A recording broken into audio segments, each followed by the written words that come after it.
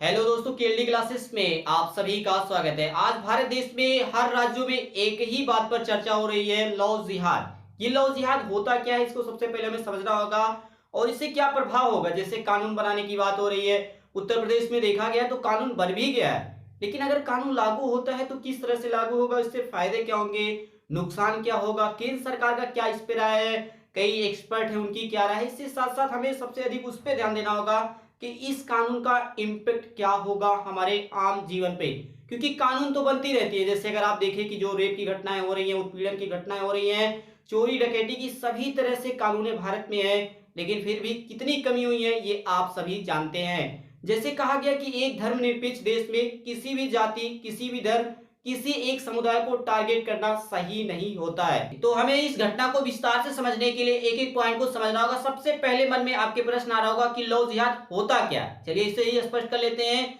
जैसे बताया गया कि लव जो जिहाद है वो दो शब्दों से मिलकर बना है। लव आपका इंग्लिश शब्द है जिसका मतलब होता है प्यार, मोहब्बत, इश्क, अलग अलग इस तरह से आप जानते ही हैं। वहीं जिहाद अरबी भाषा का शब्द है।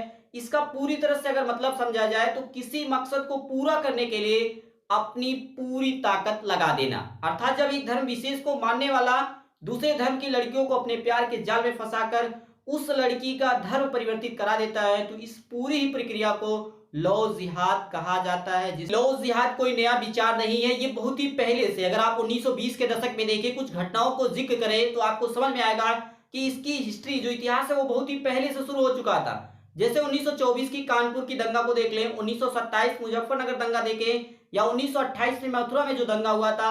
इन तीनों दंगाओं में एक बात कॉमन थी कि जो हिंदू लड़की थी उन्होंने धर्म परिवर्तन करके मुस्लिम लड़के से शादी कर ली थी। और इस तरह से ये घटनाएं समय समय पे होती रहती थी, लेकिन उतना फोकस किसी ने नहीं दिया जितना फोकस आज 2020 में दिया जा रहा है।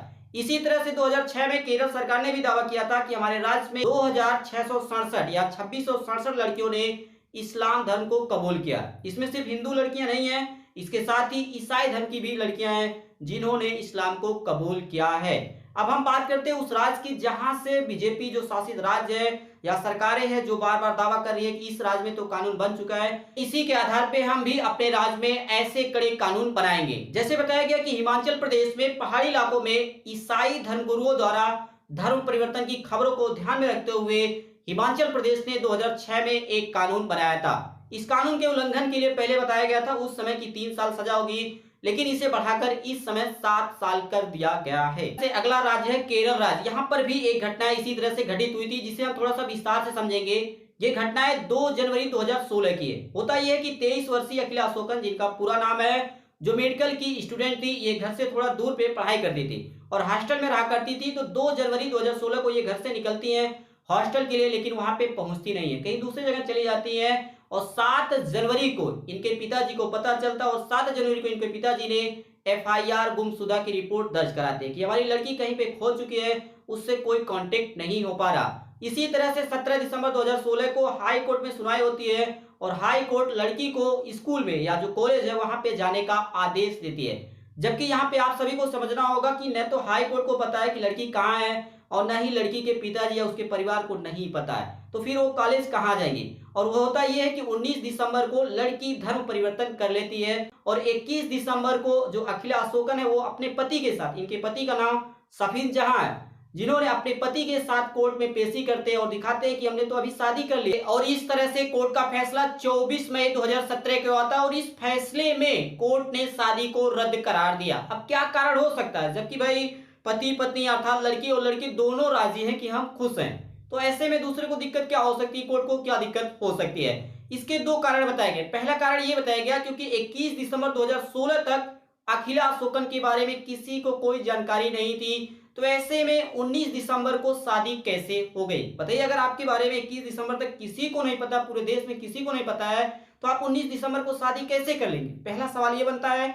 दूसरा ये था कि अचानक पति के साथ कोर्ट में आने पर और अखिला अशोकन द्वारा जो बताई गई बात थी कि हम यहाँ पे चले गए थे जिसके कारण से घर से कांटेक्ट नहीं हो पा रहा था, उन्होंने झूठ बात बताई थी जिसके कारण से कोर्ट ने शादी को रद्द करार दिया था। इसके बाद का हमारा राज्य है हरियाणा राज्य। यहाँ पर भी अभी हाल ही में अक्टूबर के महीने में एक घटना घटित हुई है। यहाँ पे ये हुआ है कि बल्लभगढ़ में कॉलेज छात्रा निकिता तोमर को दिन दहाड़े गोली मार दी गई। यहाँ पे आप इमेज देख सकते हैं कि जिस तरह से इनको गोली मारी गई है और इसका आरोप तौसीफ अहमद पर लगाया गया है, जो एक राजनीतिक परिवार से बिलोंग करते हैं। इसके बाद हरियाणा के जो गृह मंत्री हैं अनिल विज, इन्होंने इस तरह से एसआईटी गठित की और इन्होंने कहा मैंने एसआईटी से इस मामले को लव जिहाद के एंगल से जांच करने के लिए कहा है। इसके बाद हमारा सबसे इंपॉर्टेंट राज्य है उत्तर प्रदेश। यहाँ पे क्या हो रहा है, यहाँ पे जो बाबा जी है वो क्या कर रहे हैं। उत्तर प्रदेश देश का पहला राज्य है जिसने लव जिहाद के खिलाफ अध्यादेश को मंजूरी दी है। अभी ये कानून नहीं बना, क्योंकि जब तक राज्यपाल की मंजूरी नहीं मिलती है तब तक उसे हम कानून नहीं कहेंगे, अभी तक हम इसे अध्यादेश कहेंगे।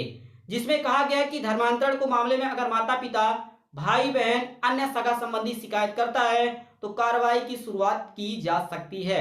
और इस कानून के बनने के बाद मेरा एक पर्सनल सवाल यह है कि आप तो परिवार को मना सकते हैं, अगर आप शादी करना चाहते हो आप परिवार को मना सकते हैं, लेकिन आप सगे संबंधी को कैसे मनाएंगे? क्योंकि कौन सा सगा संबंधी आपके पड़ोसी होते हैं वो कितना चाहते हैं कि आप खुश रहें। तो ऐसे में ये सवाल सभी के सामने बन के आएगा।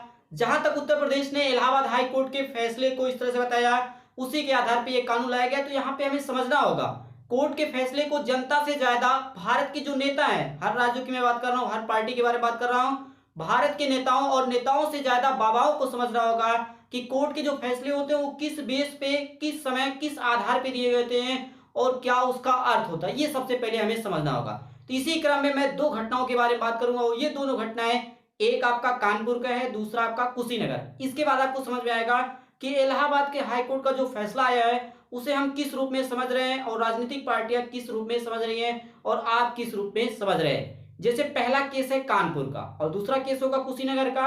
अगर आप कानपुर के केस को समझे तो यहाँ पे लड़की है मुस्लिम, इसने धर्म परिवर्तन किया, पहले इसका नाम था समरीन और ये धर्म परिवर्तन करके हिंदू बनती है और नाम अपना चेंज करके प्रियांशी रख लेती है। लड़का हिंदू है, पिता ने मामला दर्ज कराया, लड़की के जो पिताजी उन्होंने मामला दर्ज कराया और 29 जुलाई 2020 को इसने धर्म परिवर्तन कर लिया, अर्थात समरीन से बदलकर प्रियांशी हो जाती है। ये 29 जुलाई को होता है और 31 जुलाई 2020 को दोनों शादी कर लेती हैं हिंदू रीति रिवाज से।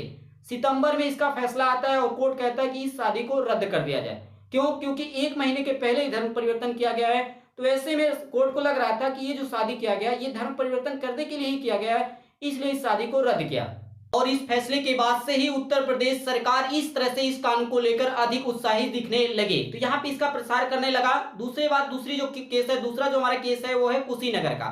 यहाँ पे होता है जो लड़की है वो हिंदू है, जो पहले प्रियंका होती है, प्रियंका खारवार, और उसके बाद ये नाम चेंज करके आलिया हो जाती है। लड़का है मुस्लिम, पिता ने वही केस उसी तरह से जैसे वहां पे पिताजी ने केस दर्ज कराया, यहाँ पे भी पिताजी ने ही केस दर्ज। कोर्ट ने फैसला दिया, अभी जल्दी आया, 24 नवंबर को ये कोर्ट का फैसला आया है और कोर्ट ने कहा कि ये दो धर्मों के बीच का मामला नहीं है बल्कि दो लोगों के बीच का मामला है, इसलिए इस शादी को रद्द नहीं किया जाएगा। क्योंकि पिछले 1 सालों से ये जो लड़की और लड़के खुशी से रह रहे हैं, अपने पूरे परिवार को या जो अपना जीवन है वो व्यतीत कर रहे हैं, इसलिए हम इस शादी को रद्द नहीं करेंगे। अब आप समझिए एक कानपुर घटना और एक कुशीनगर की घटना को किस तरह से आपके मन में क्या आ रहा है, कहां पे आपको लग रहा है कि या हाईकोर्ट गलत है या सरकार गलत है या ये जो नेता लोग हैं जो अपने अपने बयान देते रहते हैं। यहाँ पे आप सभी को भी समझना होगा और बाबा जी को भी समझना होगा कि मिली जानकारी के अनुसार लव जिहाद के मामले अगर 11 मामले आए हैं तो उसमें से 4 ऐसे भी मामले आए हैं कि जो हिंदू लड़के उन्होंने अपना धर्म परिवर्तन करके इस्लाम को कबूल किया है। अगर सरकार ये मानती है कि जो भोली भाली लड़कियां होती है हिंदू धर्म की हैं वो अगर इतना समझ नहीं पा रही है कि किसके साथ शादी करना चाहिए, किसके साथ प्यार करना चाहिए, तो इन लड़कों को कौन सुधारेगा? लड़कियों को तो आप सुधारने के लिए कानून बना रहे हैं, ये कर रहे हैं, वो कर रहे हैं, तो लड़कों के लिए भी तो कुछ करिए, नहीं तो फिर आपके लिए समस्या हो जाएंगी। इसी तरह से अभी हाल ही में उत्तर प्रदेश में एसआईटी की रिपोर्ट आई है जिसमें स्पष्ट शब्दों में एसआईटी ने माना कि इसमें लव जिहाद का जो एंगल, जिस तरह से आतंकवादी गतिविधियों या जो प्रलोभन या लालच देने की बात की जा रही थी कि जो मुस्लिम लड़के हैं वो हिंदू लड़कियों को प्रलोभन दे के शादी कर रहे, ऐसा कोई भी मामला नहीं आया है। कुल 14 मामलों में से किसी में भी आतंकी साजिश की जो बात की जा रही थी सरकार के माध्यम से या जो संगठन होते हैं वो आरोप लगा रहे थे, उसमें किसी भी में कोई भी ऐसा मामला नहीं पाया गया है। अब हम बात करते हैं कि इससे प्रॉब्लम क्या होगा। जैसे कानून तो बन गया, इससे प्रॉब्लम क्या होगा और इसका सॉल्यूशन क्या होगा अगर इन दोनों को एक साथ कैलकुलेट किया है। सबसे देश में जिस तरह से लव जिहाद के मामले आ रहे हैं, चाहे वो किसी भी राज्य में आ रहे हैं, इसे रोकने के लिए सबसे अच्छा तरीका है कानून। तो है ही, कानून तो रोक सकता है, लेकिन कानून के साथ ही हमें जो शिक्षा हमारी एजुकेशन है उसमें भी सुधार करना होगा।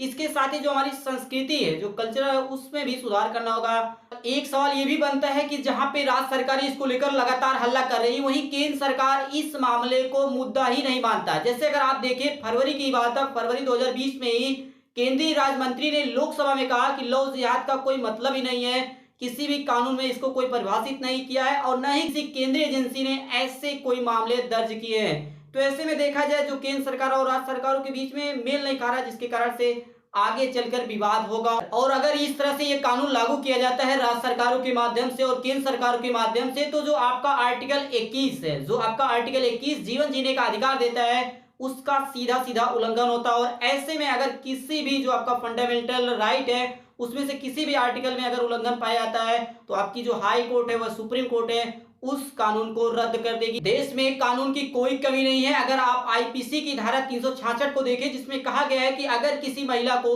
जबरन विवाह के लिए अपहरण किया जाता है तो उसे 10 साल की सजा दी जा सकती है। इसी तरह से पंडित नेहरू ने भी अपने समय में इस पर मुद्दे पे इस तरह से अपनी बात रखी, तो उन्होंने कहा था कि जो धर्मांतरण होता है और धोखे की समस्या है उसको हम नॉर्मल जो कानून होते हैं उसके माध्यम से हल कर सकते हैं, नहीं किसी एक कठोर कानून के माध्यम से किसी एक जाति, किसी एक धर्म, किसी एक समुदाय को टारगेट करेंगे। क्योंकि अगर इसे ऐसा करते हैं तो क्या होगा कि किसी एक समाज, किसी एक जाति धर्म के लिए उसके अंदर एक डर पैदा हो जाएगा कि सिर्फ हमें ही टारगेट किया जा रहा है। आप सभी को यह भी जानकारी होनी चाहिए कि भारत में केवल 5% शादियां होती है जो अंतर जाति होती है। जैसे एससी है तो ओबीसी में कर लिए, ओबीसी है तो जनरल में, या उसी तरह से उल्टा कर लीजिएगा। तो इस तरह से मात्र 5% ही शादियां होते हैं। जबकि अंतर धार्मिक की बात किया जाए, जैसे हिंदू है तो मुस्लिम कर लिए, मुस्लिम है तो ईसाई में कर लिए, या इस तरह से आगे पीछे कर लिया जाए तो सिर्फ लगभग 2% शादियां होती है। तो हम सिर्फ 2% पे फोकस कर रहे हैं, बाकी 98% जो इस तरह से शादियां होती हैं उसमें कोई सुधार करने की कोशिश नहीं कर रहे हैं। तो ये सबसे बड़ा मुद्दा होना चाहिए, इस पर भी हमें फोकस करना चाहिए। वही इसी तरह से अगर ये नियम बनाया गया है तो ये हम उस तरह से तुलना कर रहे हैं जैसे अगर सऊदी अरब में देखा है जिस कानून को वहामी पुलिसिया आतंक कहा जाता है, वहां पे इस तरह से होता है कि महिलाओं को क्या पहनना है, क्या खाना है, कहां पे घूमना है, कहां पे नहीं घूमना है, ये इस तरह से पूरा एक तरह से लग गया है। क्या ऐसा ही हम इस तरह से कानून बना के अपने भी देश में, अपने भी राज्य में ऐसा लगा रहे हैं कि लड़कों को किससे शादी करना चाहिए, किससे प्यार करना चाहिए, किसके साथ घूमना चाहिए, ऐसा भी क्या हम ऐसा करना चाहते हैं? तो इस तरह से अगर ऐसा किया गया तो एक धर्मनिरपेक्ष देश में और किसी एक जाति देश में, जैसे इस्लाम देश हुआ या हिंदू देश हुआ, उसमें अंतर क्या रहेगा, ये हमें समझना होगा। अगर आप सभी ध्यान दें तो 2015 बैच की आईएएस टॉपर टीना डोभी और अख्तर आमिर खान ने शादी की 2018 में हिंदू मुस्लिम रीति रिवाज से शादी की। शादी में कौन कौन आया था? अगर आप ध्यान दें तो यहाँ पे प्रीति भोज का आयोजन दिल्ली में किया गया था। इसमें अगर बड़े नेताओं में देखा जाए तो भारत के उपराष्ट्रपति वेंकैया नायडू, कानून मंत्री रविशंकर प्रसाद जी और लोकसभा स्पीकर सुमित्रा महाजन भी यहाँ पे मौजूद है। अलग अलग इमेज में आप देख पाएंगे। कभी आप रविशंकर प्रसाद के पुराने वीडियोस को देखिए या उनके जो इस तरह से स्पीच होते हैं उसको सुनेंगे तो आपको बार बार ये कहते हुए सुनाई देगा कि ये बार बार कहते हैं कि जो लव जिहाद है ये बहुत ही गलत है, हिंदू मुस्लिम के बीच में शादी बहुत ही गलत चीज है। तो वैसे में इनको लगता है कि सभी चीजें आतंकवादी गतिविधियां हो रही हैं, अगर हिंदू मुस्लिम के बीच में शादी हो रही है तो आतंकवादियों को या जो आतंकवादी गतिविधियां हैं उसको बढ़ावा मिलता है। और अब वही नेता इस समारोह में, इनको तो जाना नहीं चाहिए था, इस समारोह में घूम घूम कर आलू दम और पूड़ी खा रहे हैं और इस तरह से समाज को जहर देकर आप खुद रसगुल्ला चाप रहे हैं। मेरी राय में तो इनको शादी में जाना ही नहीं चाहिए था। बाकी लोग तो जा सकते हैं, जैसे वेंकैया नायडू जी, सुमित्रा महाजन जी जा सकती थी, लेकिन रविशंकर प्रसाद जी को यहाँ पे जाना नहीं चाहिए था। क्योंकि मेरी राय यहाँ पे है कि ये बहाना बना देते, कोई इनसे पूछता नहीं कि मंत्री जी आप क्यों नहीं आए थे शादी में। तो ऐसा जो माहौल बनाया जा रहा है कि आप दिखा कुछ रहे, कर कुछ रहे, बोल कुछ रहे, दिखा कुछ और रहे, और ऐसे चीजें जो हो रही है समाज में ये कहीं ना कहीं नुकसान कर रही है। इस वीडियो का सबसे लास्ट पॉइंट और सबसे लास्ट क्वेश्चन ये भी है कि क्या सिर्फ नॉर्मल लोग ही अंतर जाति या अंतर धार्मिक शादी करते हैं? ऐसा नहीं है, ये पूरी तरह से गलत है। तो चलिए हम सिर्फ एक पार्टी को लेकर बात करते हैं। बीजेपी पार्टी में कितने ऐसे बड़े नेता हैं जिन्होंने अंतर जाति या अंतर धार्मिक शादियां की है? सबसे पहला नाम आता है केंद्रीय अल्पसंख्यक मंत्री मुख्तार अब्बास नकवी। ये अभी इस समय मंत्री हैं। इनकी जो पत्नी है वो हिंदू है। इनकी पत्नी का नाम है, पहले था सीमा और इस समय हो चुका है सीमा नकवी। ये कॉलेज से ही प्रेम चलता आ रहा था, तो पहला नाम ये है। दूसरा नाम है बीजेपी प्रवक्ता सैयद शाहनवाज हुसैन। जब किसी भी पार्टी में या किसी भी राज्य में चुनाव होता है, जब रिजल्ट आता है तो आप इनको जरूर देखेंगे, भले ही ये उस राज्य से बिलोंग नहीं करते, लेकिन ये जरूर बोलते रहेंगे कि हमारी पार्टी आगे चले या पीछे चले, अभी थोड़ी देर में आगे हो जाएगी। तो ये भी जो है ये भी ऐसा ही किए हैं। इनकी पत्नी का नाम है रेणु, ये हिंदू थी, अभी इस तरह से इन्होंने भी नाम चेंज कर लिया, वही लॉ कॉलेज वाली ही बात है। तीसरा नाम है बिहार के पूर्व डिप्टी सीएम और सीनियर बीजेपी नेता सुशील कुमार मोदी जी। इनकी भी पत्नी ईसाई धर्म से हैं और इनकी पत्नी का नाम है जेसिस जार्ज। इस तरह से जाने माने और हमेशा विवादित रहने वाले बीजेपी नेता सुब्रमण्यम स्वामी, ये हमेशा विवादित ही रहते हैं। इनकी जो बेटी है सुहानिसी, जो एक पत्रकार है, ये इस तरह से मुस्लिम युवक के साथ शादी की है।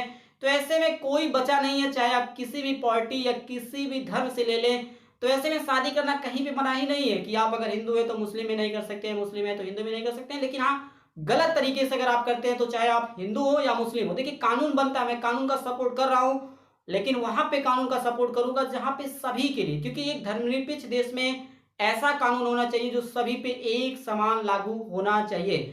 जैसे अगर आपने चोरी की है, चाहे आप हिंदू हो या मुस्लिम हो, सजा आपको भी मिलनी चाहिए। ऐसा नहीं है कि अगर आप मुस्लिम है तो आपको सजा मिल रहा है और हिंदू है तो आपको छोड़ दिया जा रहा है, ऐसा कुछ नहीं होना चाहिए। क्योंकि अगर ऐसा होता है तो आपके जो हाई कोर्ट और सुप्रीम कोर्ट है वो उस कानून को खत्म कर देगी, चाहे आप कितना भी लड़ लीजिए, मर लीजिए, कुछ भी कर लीजिए। तो इसी तरह से बने रहिए। अगर ये वीडियो आपको अच्छा लगा हो, वीडियो समझ में आया हो, तो वीडियो को लाइक करिएगा और इसी प्रकार से बने रहिए। बने रहने के लिए आप सभी दोस्तों का KLD क्लासेस की ओर से धन्यवाद।